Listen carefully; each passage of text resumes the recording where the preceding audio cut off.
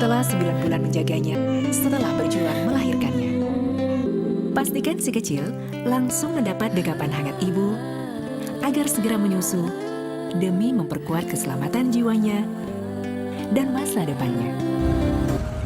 Ketika bayi baru pertama kali dilahirkan, apa sih yang mereka butuhkan? Sekedar dibersihkan? Atau dibedong? Atau mungkin banyak hal lain yang sering terlupakan? Tahukah kamu, sebanyak 50% ibu yang ada di Indonesia masih belum melakukan inisiasi menyusu dini atau biasa disebut dengan IMD setelah melahirkan.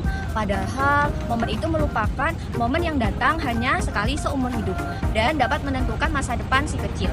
IMD adalah proses di mana bayi diletakkan di dada ibu atau skin to skin. Dilakukan 1 jam pertama setelah bayi lahir. Breathing stroll adalah praktek alami bayi di mana bayi dapat mencari puting ibu secara mandiri. Jadi, tanpa mengarahkan puting ibu ke mulut bayi, secara naluri bayi akan menemukan puting ibu. Nah, saat pertama kali menghisap puting ibu, bayi akan mendapatkan kolostrum dari si ibu setelah di hari pertama melahirkan. Nah, kolostrum ini itu berwarna kuning keemasan dan bersifat kental dan jumlahnya itu sedikit. Dan juga kolostrum ini itu berfungsi untuk sistem kekebalan bayi yang menjaga bayi dari infeksi dan juga alergi.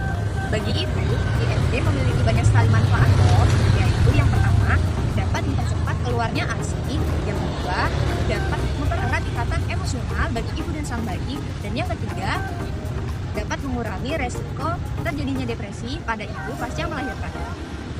Jadi, IMD bukan hanya soal hidup, tetapi juga dapat membantu mengatur suhu tubuh, mendeteksi jantung, dan pernapasan, serta dapat menenangkan bayi yang baru keluar dari rahim.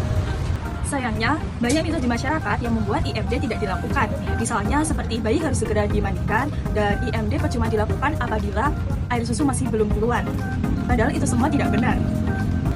Nah, IMD itu merupakan bagian proses penting setelah persalinan. Dan di sini peran tenaga kesehatan diperlukan untuk memastikan IMD ini dilakukan kepada si bayi setelah dilahirkan. IMD bisa dilakukan pada persalinan normal maupun sesar selama kondisi ibu dan bayi stabil. Tidak perlu ragu karena itu merupakan hak ibu dan bayi. Mari dukung ibu untuk percaya diri, dukung ayah untuk berperan aktif, dan dukung tenaga kesehatan untuk melakukan IMD di setiap proses kelahiran. Ya. Ayo kita mulai perubahan dari sekarang. IMD bukan pilihan, melainkan sebuah kebutuhan. Beri awal terbaik bagi kehidupan bayi. Mulai dengan sentuhan cinta pertama IMD.